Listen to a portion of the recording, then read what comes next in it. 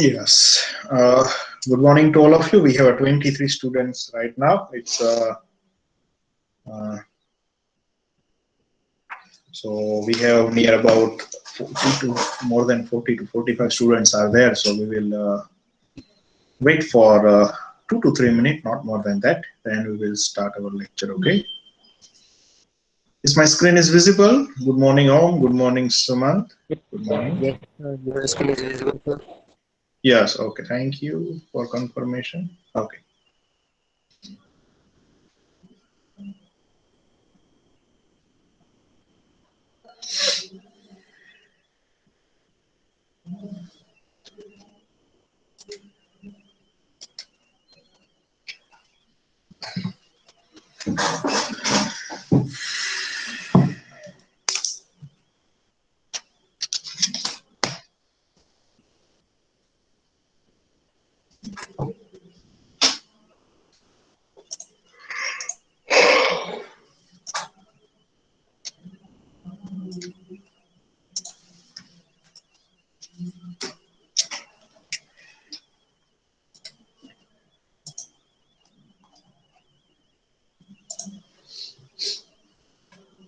So is there 50 students are there or less than that? Can anybody tell me?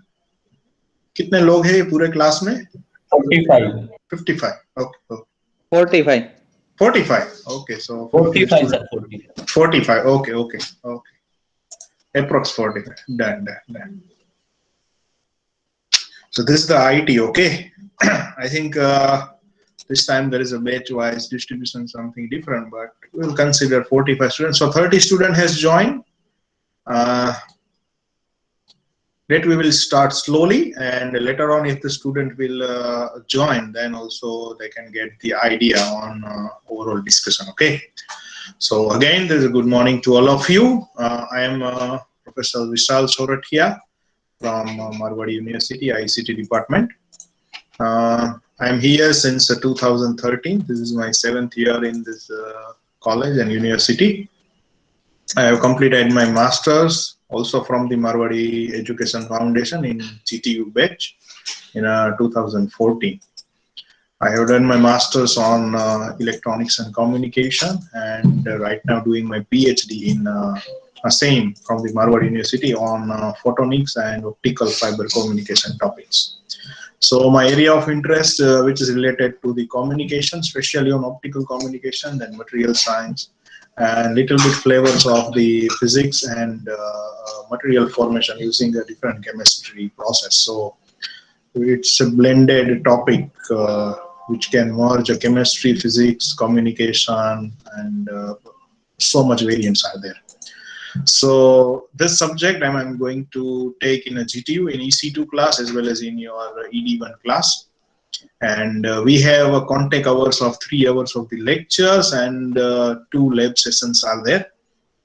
So why this subject first of all? So we will start first by sharing the syllabus copy to you and what we are going to discuss. So in this lecture I will give you a brief introduction of oral subject, that what oral things that you are going to learn, okay, at the end of the semester. So this stuff that we are going to discuss in this lecture. So this is about me. Let me start with my kind of syllabus. I think this syllabus copy is visible to everyone. Okay, is this visible? Syllabus copy? Somebody please give. Yes, sir. Yeah. Okay, okay, good one.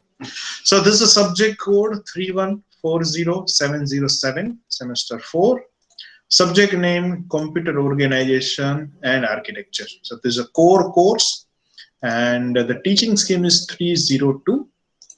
So 3 hours we have the lectures, and 2 labs we have, but this time we are having a 1 hour of the labs. And regarding the labs and their experiment list and type of simulation environment we are using, types of topics are there, architecture. So that's we are going to discuss during the laboratory session. Okay, not today. So I will give you about the theory part, like what we are going to discuss in theory and what are the mode of examination and all stuff. So there is a 70 mark of the end semester exam as the routine that we are taking. So you need to give a final exam of the 70 marks. Type of exam, I don't know right now because it's not defined by any kind of the concerned GTU authority. So we need to consider there are a 70 mark of the exam as an external.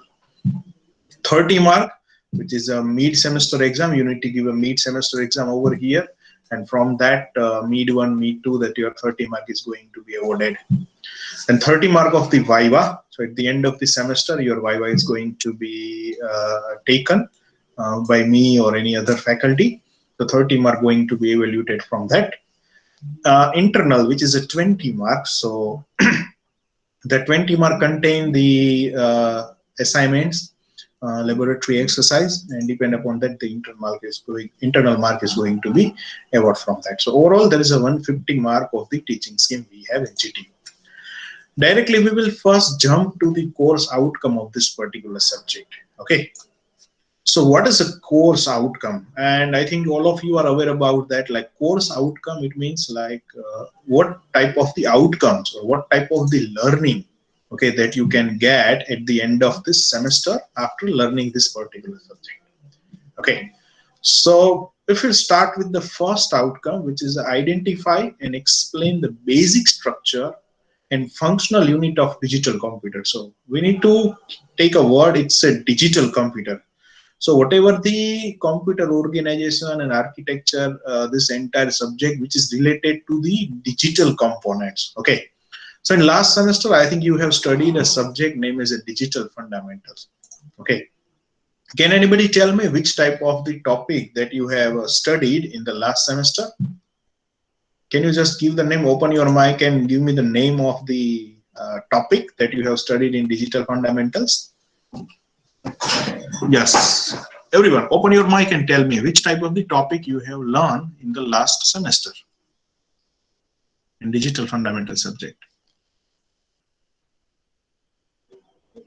Yes, sir. So in digital fundamentals, we learned the number system, the conversion of. Number system, conversion, it's then, okay. Then, sir, we learn about the table, sir. First, K-map, Okay, sir. K-map, so that we can say arithmetic operation, logical operation, yes, okay, then? Then, sir, we learned adder, subtractor. Yeah, so there are adders are there. So that's the arithmetic adder, subtractor are there. You have learned about the logic gates. So there are logical operation are there, XOR, AND, OR, NOR, NAND, NOR, yes, several stuff is there. Then after? Then, sir, tabular method we learned. Combinational circuit. Combinational circuit, yeah. Okay. Okay, we'll ask from the other also. Okay, other student, please tell me the response. What are the other We topics? have also studied sequential circuit, sir. Sequential circuit, yeah. So in a sequential circuit, basically you have studied a counter, register, you have studied, we can say flip-flops you have studied, okay. Yes, sir. SR flip-flop, sir. SR flip-flop, JK, DET flip-flops you have studied a register, sir. You have registered the up and down counter, asynchronous counter, synchronous counter, state machines are there, okay.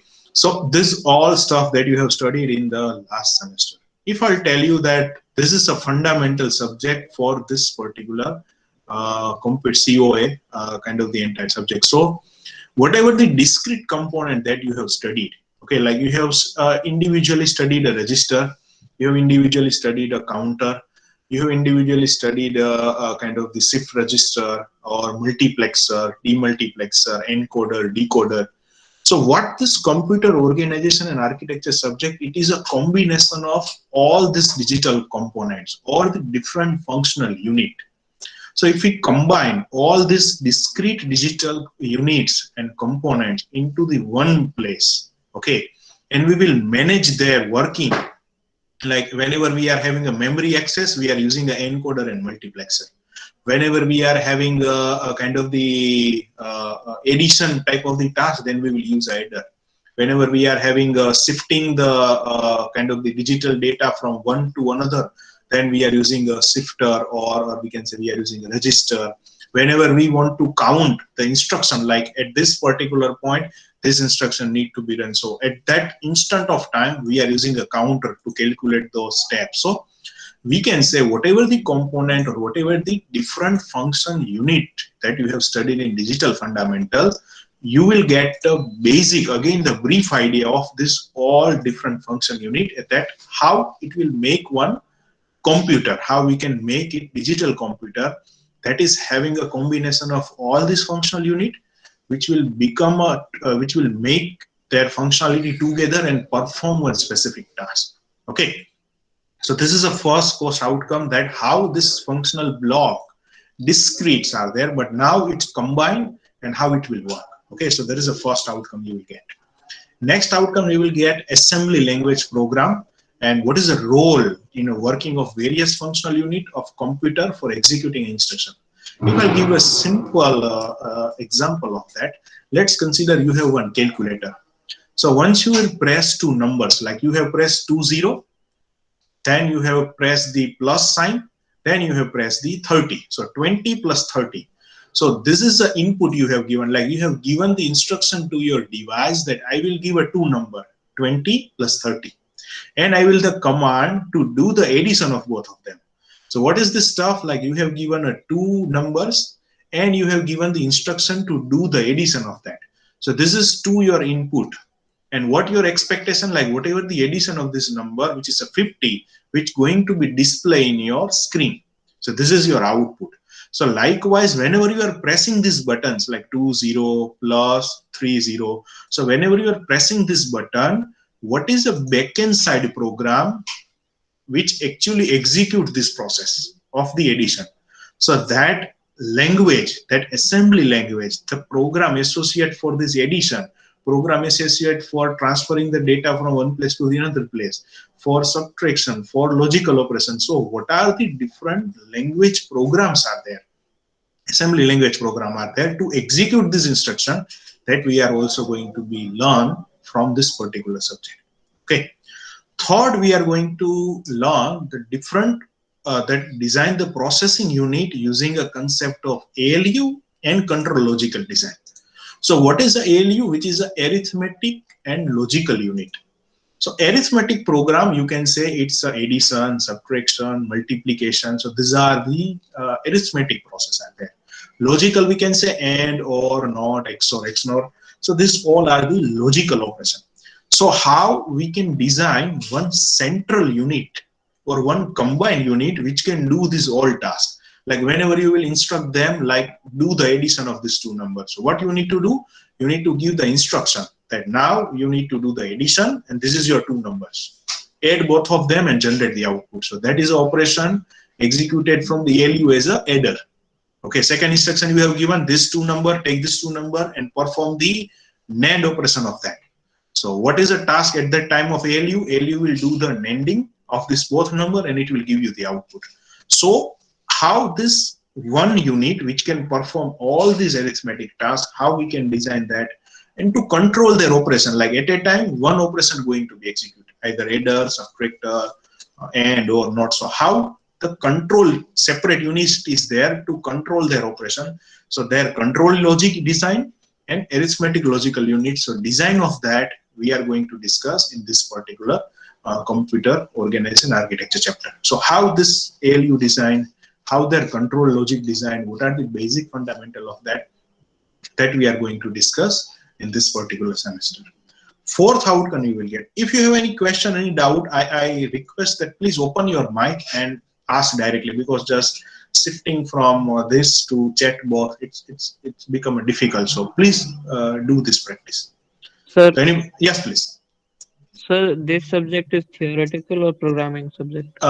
It's a combination of both. Like whatever the theory that we are going to learn, which is related to the computer organization and architecture, but practical part will be like it will give the like if I'm say there is a data transfer process is there, but how data transfer process actually done into the assembly language program. So their assembly language based programming is there. So their practical is also going to be like that how two number going to add inside the processor. So their instruction set, their instruction program that we are going to learn. So it's a combination of both. So what we are going to take, we are going to take one predefined controller or predefined one processor. Okay, and to that processor their assembly language codes are there. So according to that code, to that processor, we are performing the practical for that one. And how this processor going to be made, what are the different functional blocks are there, how it is going to be worked, their theory we are going to be learn in this lecture. So this type of the segregation is there, like how processor will execute the program, that is in the practical, and how actually that processor work, okay, that is under the theory part. Is it okay? Yes, Hello. sir. Okay, okay. So this is the third thing. We have fourth one, which is a design circuit for interfacing memory and IO processor. Like you all know that, like standalone any processor which is having a no use, like you need to interface some of this stuff with them. Like you need to interface the memory, you need to interface the clock, you need to interface the different input output device, display device, keyboard, like that. So how the different interfacing memory, like circuits for interfacing memory and IO device, input output device with the processor. So we are also going to learn that how the different input output device going to be interfaced with your processor. So what are their fundamentals? What are the key points that we need to keep in mind while doing this interfacing? That is our fourth outcome. Fifth, the statement that we are going to learn, it's a comprehend the features and the performance parameter of different types of computer architecture. Like as the technology going to be advanced, as the different type of the transistor going to be evaluated, or different type of the technology came in terms of transistor fabrication, the speed of processor or speed of control is going to be increased. Like we have seen, like previously it was a Pentium core, then there is a Core i3, i5, i7, right now i9, Xeon processor. So there are a different family of the processor are there which work on the different type of the speed. It having the different input output interfacing standard is also going to be differ. Like DDR4 RAM you can interface with the i7 and latest generation of the i7. The DDR4 RAM you cannot connect with the i3 or old processor. Why? Because their interfacing standard should be matched. So as the processor going to be evolved, their interfacing standard, they're related to the input output hardware, that is also going to be evolved. Okay, so what are the different features, what are the performance parameter of the different processor, what are the different architecture, RISC are there, CISC are there. So what this performance parameter we have, that also at point of time we are going to discuss in this particular semester. So this is overall course outcome is that actually you are going to be learn, okay, during this entire semester.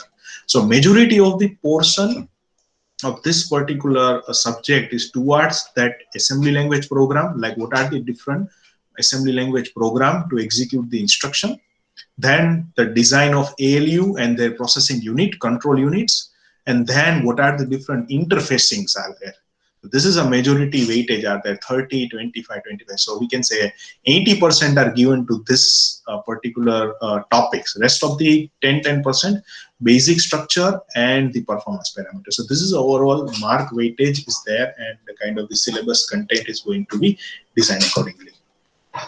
Now if you will move to the chapter wise kind of the description. So first it will start with just a second, let me drink a water.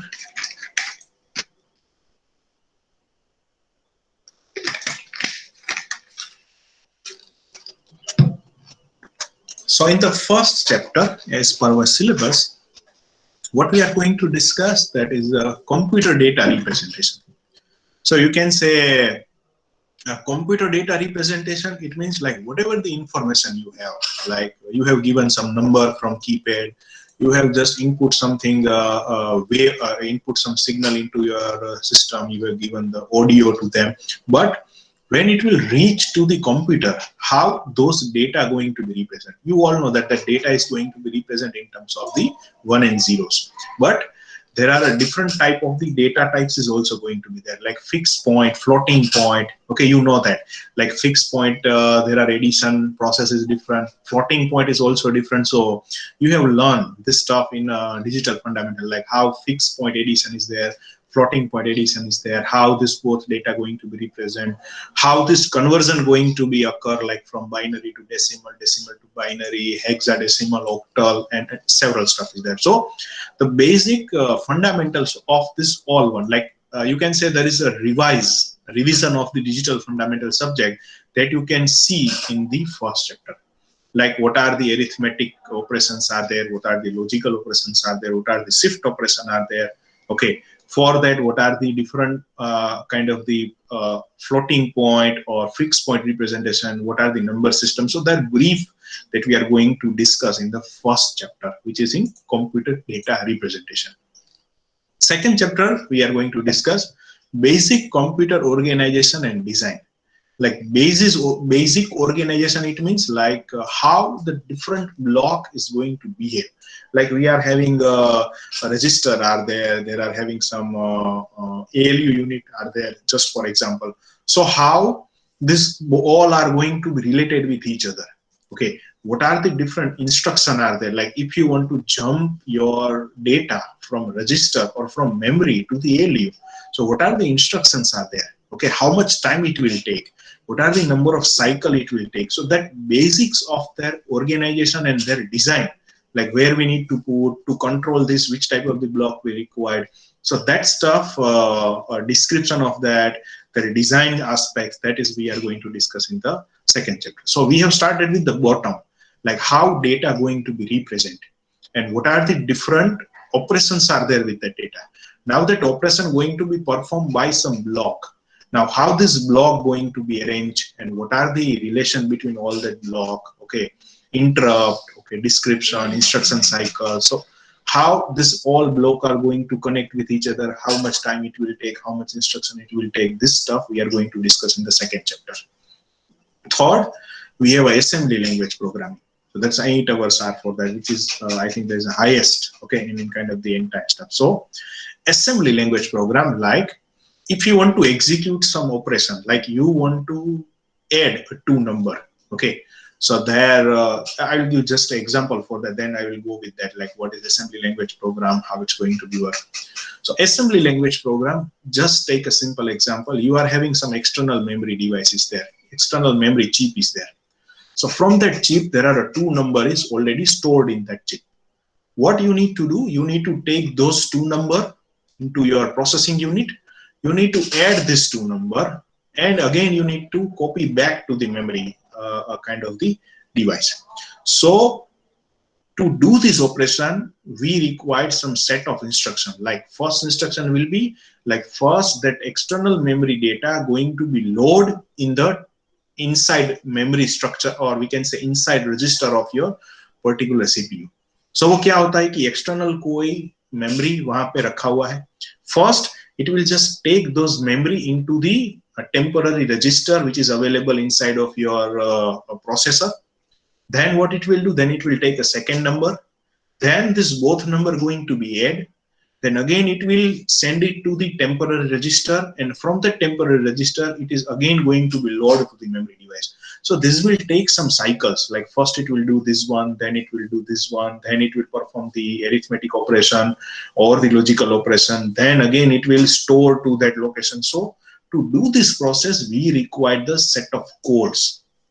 Like once you will enter this code, it will take the data from memory to device. Then you perform this code, then it will just copy that data into the CPU unit. Then you are performing this code, then this both number getting added. Then it will again jump that code into the memory. So to do this all process, we require a set of instructions, okay, and which is going to be a fix, okay. Like if you want to do this process, you need to use this instruction. Like you can say, if you want to if you want to just do the looping, you need to use either while or for, such type of instruction. Likewise, there are instructions there. So that instruction set, what are the possible instruction, by using this instruction, which type of the program that we can execute. So all type of this instruction for input output, for the looping, or for the arithmetic and logical operation, we are going to discuss in the assembly language programming. So there is also the lab exercise is also there based upon this chapter number 3. So majority of the chapter number 3 we are going to cover in the lab session, that how this assembly language program work, what are the different instructions are there, what is the meaning of those instructions and all stuff. Okay. Fourth one, which is a micro program control organization. So what we are going to this micro program control organization, that's basic topics are control memory, addressing sequence, micro program example, and design of control unit. Like control memory, okay, and we can say that the address sequence, you can say like whenever we want to write a program, like it's not like you are just writing a random lines in your program and it's just execute properly. No, you need to give a particular sequence, like first this sentence going to be execute, then the second execution, then the third, then the fourth, likewise. So whenever the sequence by sequence execution is there, what are the control function? Like what control you need to control, you need to make ready the other peripherals to execute this instruction. Like when it will says like move one particular data from over here to here, so what this control unit will do, control unit will handle this process. Like over here it is a data, but that data is going to be reached at which particular destination, so that going to be controlled by the control unit. Like I have said, I need to add this data, so addition always going to be done by the ALU. So first I need to make ALU ready to do the addition. Previously it is doing the shifting, but now this is an instruction related to addition. So how this addition is going to be executed by the CPU or that ALU, that is going to be controlled by the separate unit, which will give that command that now the addition is going to be happen, you need to be ready with that. So that I can say that's controlling sequence. Okay, for that there are the different memories are there. For control memory, you can say that's micro program example, there are examples are there how this control is going to be happen. So this is we are going to be discussing a micro program control organization. So it's related to the control logic. Fifth one, which is a CPU, which is a central processing unit, at where there are a different organization are there. Like in CPU, there are a stuff like there are top, there are ALU, then there are supportive register are there. There are a control unit side of that one. Then there are some input output peripherals are there. There are some data buses there. There are some address buses are there. So how this unit is going to be associated? What are the architecture of that? What are the layout of that? That we are going to discuss in CPU. Okay, as well as there are a RISC and CISC type of the computer. So there are two different architecture, RISC computer, CISC computer. So what is a comparative analysis of both of them? That also we are going to discuss in CPU. Sixth one, which is a pipelining and vector processing. So pipelining, simple, you can say pipelining for data transfer. Okay, so if your data going to be transferred from one unit to another unit, okay, so how it's going to be controlled? Like what are their buffer? Okay, we can say what are their kind of the structure of that pipeline. Okay, how that processing is going to be happen. It's happened like that. There are one data is there which is meant for the several peripheral device. Like at a time it will do this task also, do this task also, and do third task also. So how this parallel processing going to be managed? How this data will reach to the all these three blocks? So their pipelining and their vector processing, like it's arithmetic pipeline, instructions for that, RISC pipeline, array processor are there. So this related to the kind of the, I can say, a data transfer.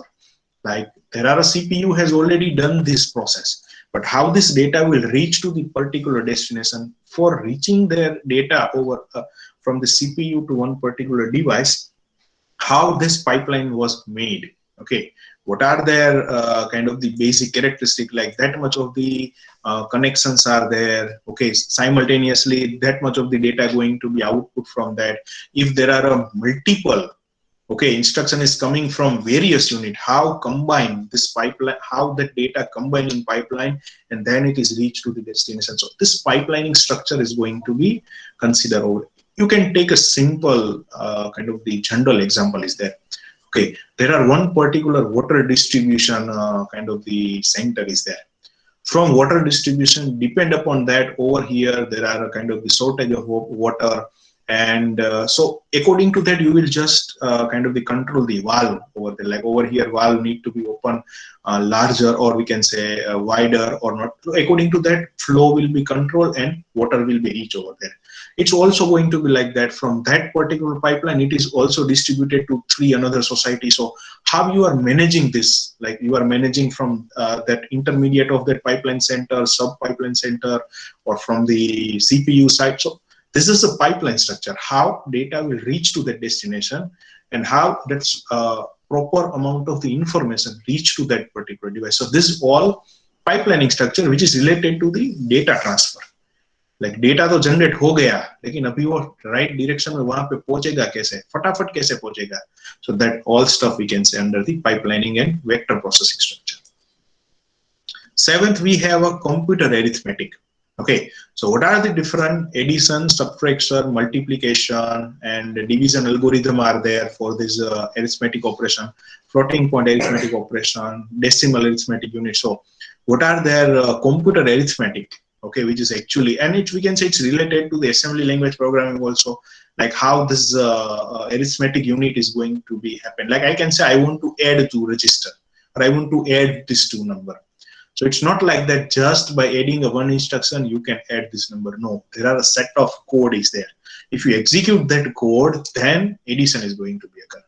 Similarly, there are a set of code is there to do the multiplication, to do the division. So this, what is this particular, we can say that program is there for that arithmetic operation is there, through which if such type of the kind of the program is going to be loaded, so it will do this arithmetic in that way. So their arithmetic operation, their program, we are going to discuss in a 7th chapter.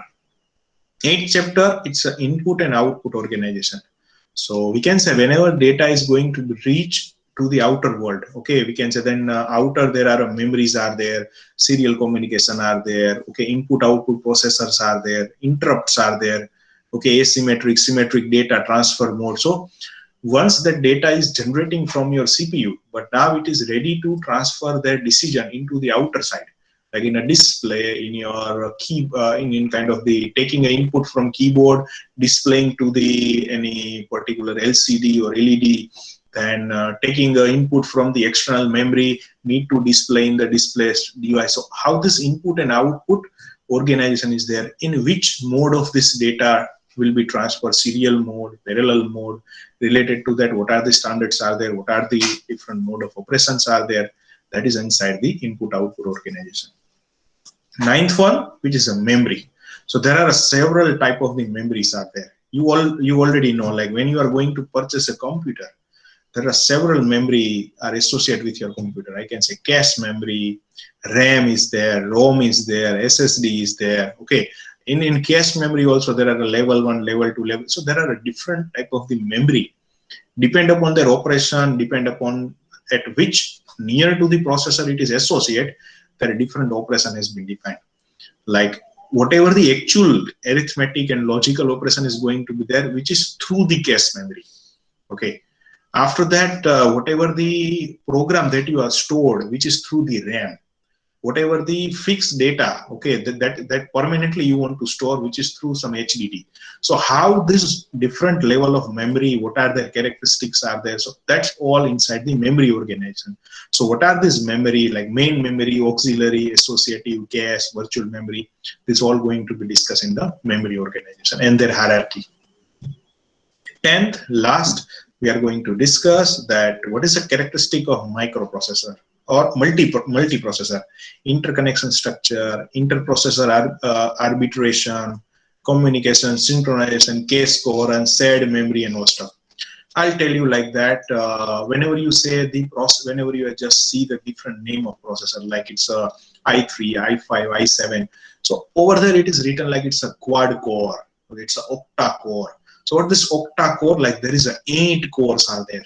So we can say there are 8 different units are there, the CPU are there, which is combinedly, okay, which can work combinedly and make a system faster. So how this multiprocessor associated, okay, what are the different interconnection structures are there, what are the inter-processes are there, how cache going to be shared, which is inside the multiprocessor. So that's a brief about this multiprocessor that we are going to discuss in the chapter number 10. Okay. If you will go with their distribution level of the Bloom's taxonomy, So we can say remembrance and understanding level, it's a 50%. So first we need to remember that what are their architecture, the basic concept, and then you need to understand 50%, which is related to the theory. Rest of the 50% application, and we can say analyze, evaluate, and create.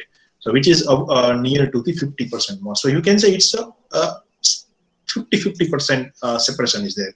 So you need to understand that what is the architecture, what is the organization, and how this program going to be executed. So their application, their creation of the program, which is another 50% of the part. If you can go with the practical, you can see like there are a Booth algorithm is there, then there is a GNU Sync 8085 based, we can say that's software is there, through which all the programs and all this stuff is going to be designed. So that software we need to install, we need to learn, and then there are a different assembly and different type of the programs there for the different process. Like initially there is a small instruction, then reverse order, memory location, arithmetic instruction, fractional number, find the fractional number for. So for the different process, for the different type of the process, what are these possible application assembly language code is there, so that we need to design in the practicals.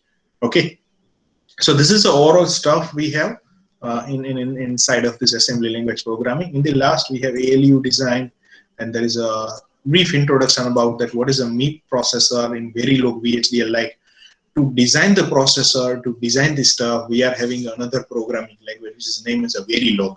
So Verilog, which is related to, like you can say C, and like you are having one compiler is there in which you write the instruction, and then it will execute one, and it will run one program, and it will create some very kind of the like we can say display type of the app. Like you can say display or create a kind of the game, a snake game you can say. So you are writing basically C code for that, and backend side there are a compiler is there which will execute those instructions, and then it will make some output. Likewise there is a Verilog HDL. So there is a code, there is one platform is there in which you design your processor, okay, by writing the codes. It's not assembly language, but writing the code like C and C plus you are writing. Likewise you can write the code and create a processor out of that. Okay, and whatever the code you have written, there are one hardware modules are there. You can install your entire code over there and check whether this instruction is going to be work or not, whether the such type of the processor or the controller can be worked or not, it can execute a proper instruction or not. So the brief of that one we are going to discuss in a Verilog HDL. So this is the overall stuff related to the computer organization and then this overall stuff here. Okay, for the GTU exam preparation, if I'll just let me go with the stuff. If somebody has written one question. Okay, so there are just answer of that. My first question is there. So in this subject, like as you are GTU student, so it's always there is advantages like that. This subject is going to be offered since 2009. Okay, because the GTU has started. GTU started in 2008, and from the next semester 2009, it has been offered. So you have 11 years of the reference papers are there, or their asking styles is there, like which type of the question might be asked in the GTU examination. So you have a broad area of the kind of describing or predicting that which type of the question is going to be asked. So taking from the reference, we have created a unit-wise question bank. So from unit 1, from chapter 1, which type of the question going to be asked. From the chapter 2, which type of the question asked. And this question is asked in which GTU year. Likewise, the chapter-wise question bank we have prepared, we will give you, okay, in the canvas. So this subject is going to be evaluated from the canvas, your assignment, your laboratory exercise, all you need to submit in the canvas, and you need to get the grading out of that. Okay, so this is one advantage. This is there. You can take a reference of the previous semester and you can find out that what is a possible way of asking the question in the final GTU exam. So this is the stuff overall we have. So as the semester going to be progress, we are going to provide this particular stuff to each and every student. Okay, now right now it's open for all. Like if you have any query, any question, you can ask me right now. Then we will move further for the in any particular discussion. Anybody having any doubt, feel free to ask. Open your mic and tell me. So we have lecture up to the 11:15 to 12:15, if I'm not wrong. Yes, it's up to 12. So we have 15 minutes, approximately 15 minutes of time is left. If you have any doubt, any query, please ask me. Open your mic and tell me any doubt, any query. It's clear. So is that clear? Please write your response in the chat box. Is it clear whatever we have discussed? Have you understood that philosophy of the subject, like what it's try to convey to you? Sir, Yes, please ask. sir, which type of programming we will be used? We are using GNU SIM. That same. Let me give you the name of that. Yes, we are going to use this software name as a GNU SIM 8085. So whenever your laboratory will came, I will give you the instruction that where you can get the software, how to install that, what is the basic fundamental of that one. I will give you the demonstration of that. So we are using GNU SIM 8085 for our assembly language programming. Is that okay? Yes, sir. Okay, yes. Any other question, any other query, please ask. Yes, sir. Yes, please ask. Sir, we will learn computer architecture and organization. What are the advantages of our IT department or IT areas? Okay, okay. What are the advantages over that IT? Like, are you doing the programming? What, sir? Are you doing the programming? Yes, sir. Okay, so like computer and IT, both students are doing the programming either for the networking or for the designing any computer or any operating system or anything. Like you are designing the programming for that. Okay, you are doing that. This is your main job role is there. If I'll say like that, you are designing some of the programs for some of the network related applications. Like you can say there are some interfacing of several CCTV cameras with one particular unit and it is working. You need to design such code, okay, for that particular application. So whenever you are going to learn that, whenever you are going to develop the code, what is your first preference? Like, मैं वो कैसे बनाऊंगा? How you can make that? You choose some particular hardware, like which is compatible to this particular task. Like I want to interface that much of the system with my kind of the network. First, I need to choose that. What are the possible hardwares are there? Then I will do the network programming. Then I'll write the codes and all stuff. How you will come to know that this is hardware which is compatible for your system? By looking to their particular kind of the specification. Like this is i3 base, this is i5 base, which can work, which is having this network card, which it is working on this processor, it is working on this controller. Okay, so to decide that which type of the hardware is going to be used to implement this system, or whenever you are designing any operating system, so at where you are going to load this operating system, for the washing machine, or we can say for the any video processor is there, for the gaming, or for any general task. You are designing some code for that and it's going to be loaded in some OS, whether it is compatible with the i5 processor, it's compatible with the any standalone processor which is used in mobile. So where it is used, it is going to be, at the end, it's going to be implemented on one processor which actually you have used in a hardware. So what is the processor specification is there? Why this video or why this particular X system is not going to be executed?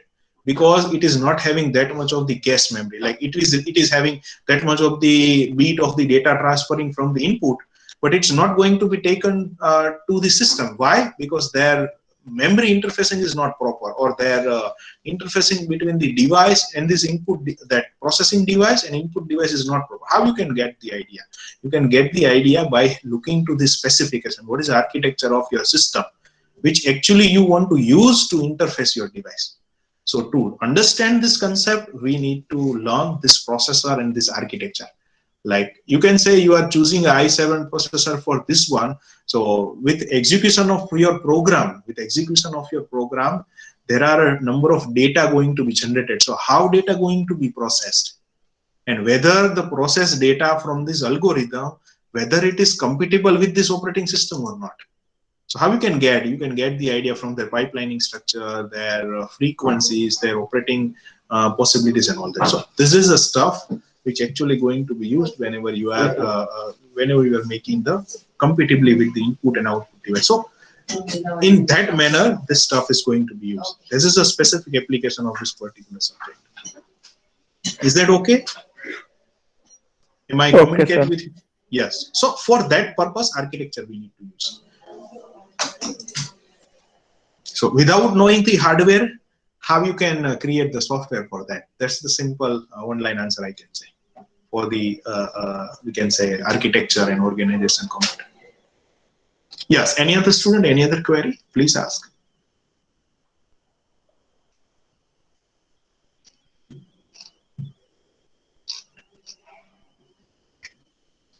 Anybody having any query, any question? Please ask me. No? Okay. So I hope everybody has got the idea that what actually we are going to learn, what are the actually stuff that we are going to discuss, what are the importance of the subject and all stuff.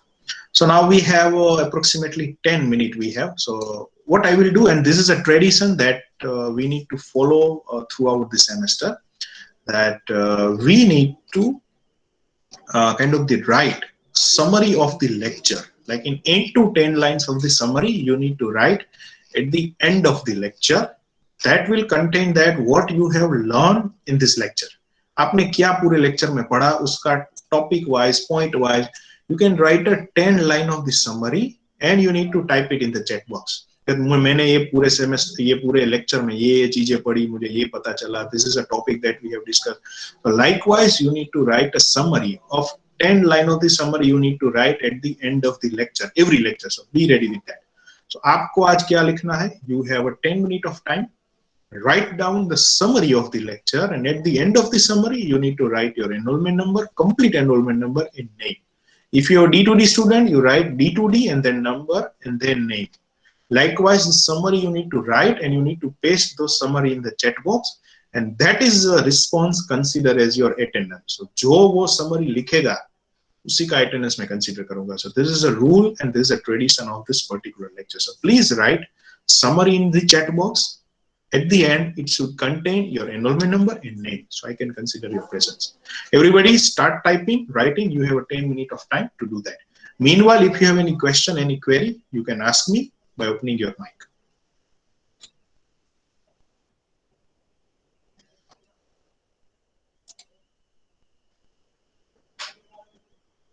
Yes, please. Ruti, ask the question, please.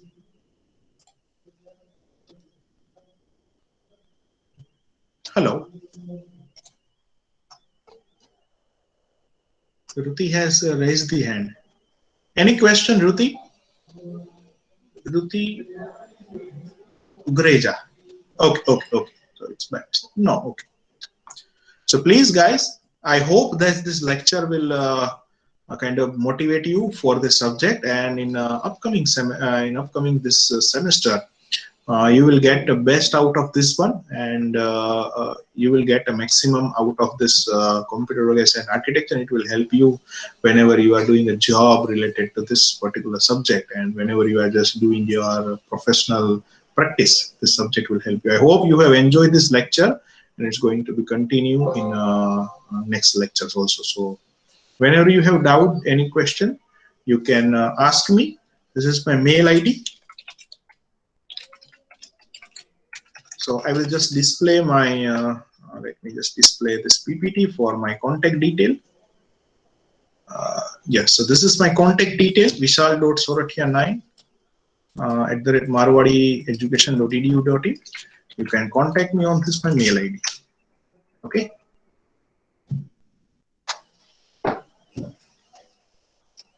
So everybody take your time, write down the response, summary, and then your enrollment number and name.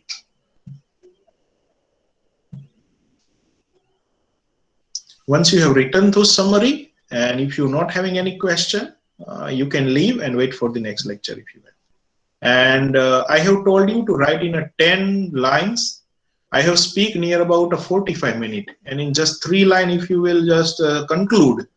So I am not that much of the satisfied with that. So this time it is okay, but I suggest at least a 10 line of the detailed summary you need to write about the subject or about the particular lecture.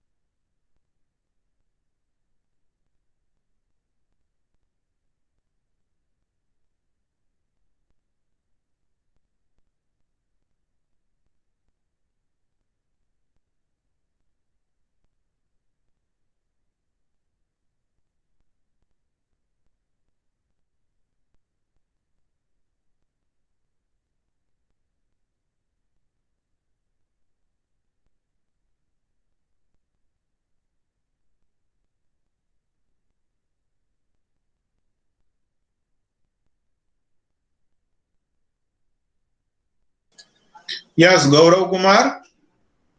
Okay, you have written your okay response previously. Okay, done. Have a nice day to everyone.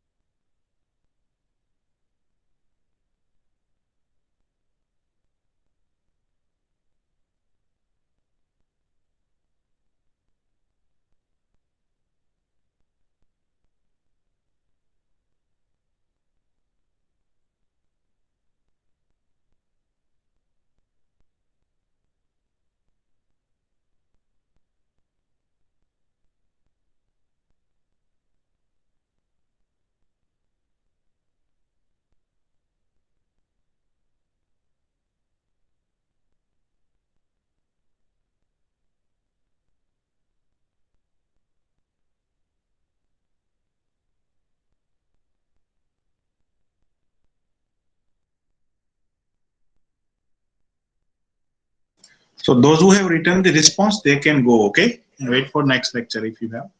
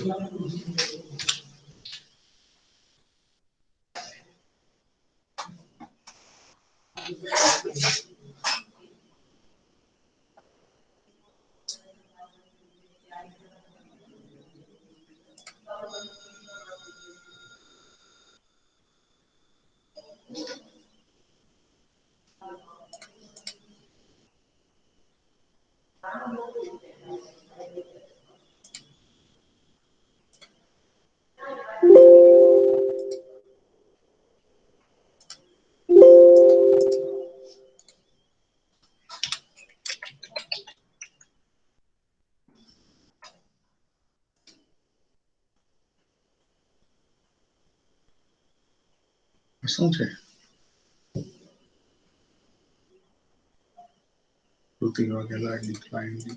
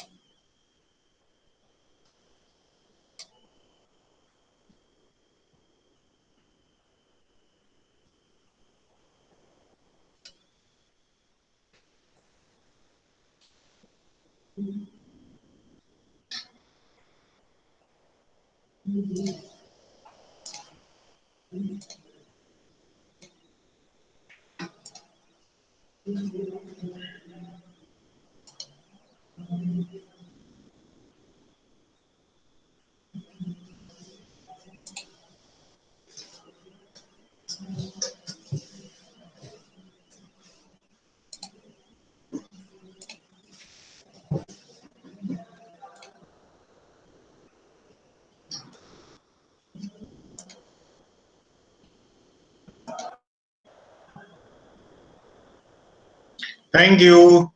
Thank you. Bye.